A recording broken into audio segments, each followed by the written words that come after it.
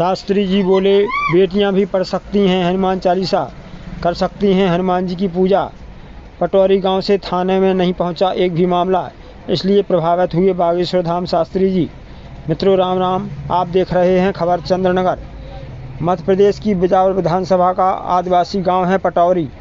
यहां बागेश्वर धाम पीठाधीश्वर ने पत्रकारों को जो बताया, उससे उनके आगामी कार्यक्रमों का अनुमान लगाया जा सकता है। उन्होंने यह क्यों कहा कि अब वे गांव-गांव जाने वाले हैं, इसके संबंध में भी बताएंगे। किशनगढ़ थाना के पटौरी गांव में अपराध नहीं है, इसलिए थाना नहीं पहुंचा एक भी मामला। शास्त्री जी बोले, हमने इस गांव में लोगों को 3 संकल्प दिलाए हैं। ये संकल्प भी हम सुनेंगे, किंतु पहले सुने इस गांव में बेटियों से जो कहा कि उन्हें पढ़ना चाहिए हनुमान चालीसा। इसके बाद सुनेंगे पत्रकारों से बातचीत। पूजा बेटियां भाई के रूप में, पिता के रूप में कर सकती हैं, कोई दिक्कत नहीं। और हनुमान चालीसा भी बेटियां पढ़ सकती हैं, एक किंवदंती बना दी गई है। बाकी बेटियों को हनुमान जी की पूजा भाई के रूप में, पिता के रूप में, लेकिन चोला नहीं चढ़ाना चाहिए।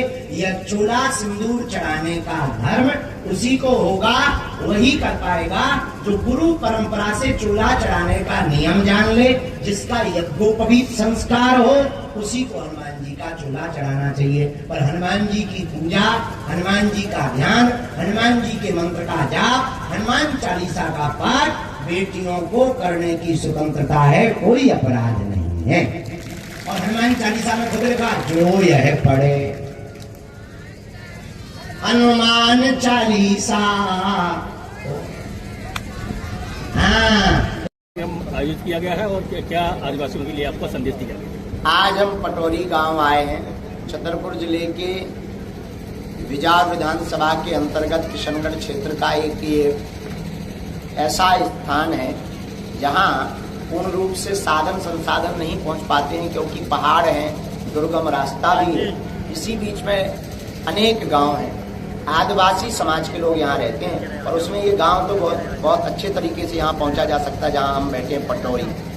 पटौरी गांव मध्य प्रदेश का एक ऐसा गांव है कि आज़ादी के 1947 से आज तक जो हमको यहाँ के विधायक जी ने बताया, एक भी FIR थाने में दर्ज नहीं है। क्राइम लेस गांव है। उस गांव में समस्त लोग, सबसे बड़ी बात कि केवल आदिवासी समाज के लोग रहते हैं, पर एक भी क्राइम नहीं है।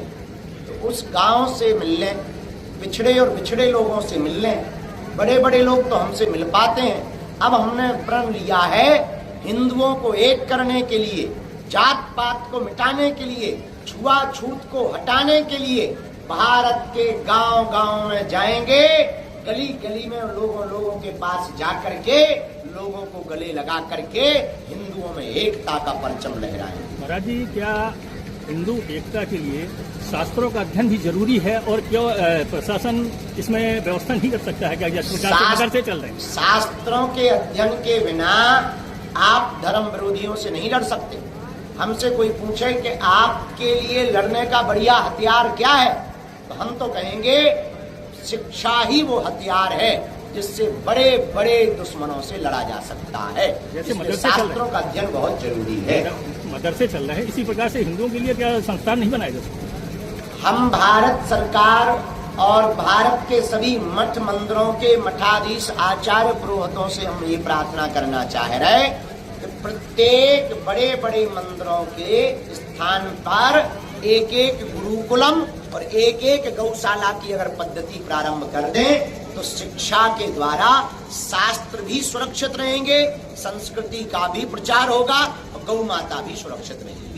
नारायणी सेना की बात कही गई है और नशा मुक्ति को लेकर भी संकल्प दिलवाया गया। आज हमने गांव में 3 संकल्प दिलाए हैं। पटौरी गांव के इस आदिवासी क्षेत्र में वनांचल में आकर के 3 संकल्प दिलाए हैं। पहला संकल्प हमने दिलाया है कि गांव के प्रत्येक युवा वर्ग और व्यक्ति को, हर वर्ग के व्यक्ति को जात पात ऊंच नीच छोड़कर मंगल शनिवार को मंदिरों पे बैठना प्रारंभ करना है। दूसरा संकल्प हमने दिलाया है कि ऊंच नीच छुआछूत को मिटाने के लिए जो हिंदू एकता की पदयात्रा 21 नवंबर से 29 नवंबर तक है, उसमें सब लोगों को जो एकजुटता के साथ जुड़ना है। तीसरा संकल्प दिलाया है माताओं को कि आप लोगों को, अपने पतियों को, परिवारजनों को अगर व्यसन से बचाना है, नशा से बचाना है, तो आपको नारायणी सेना गांव में बनानी पड़ेगी और मदिरा बेचने वालों के दरवाजों पर नारायणी सेना खड़ी होकर ललकारेगी।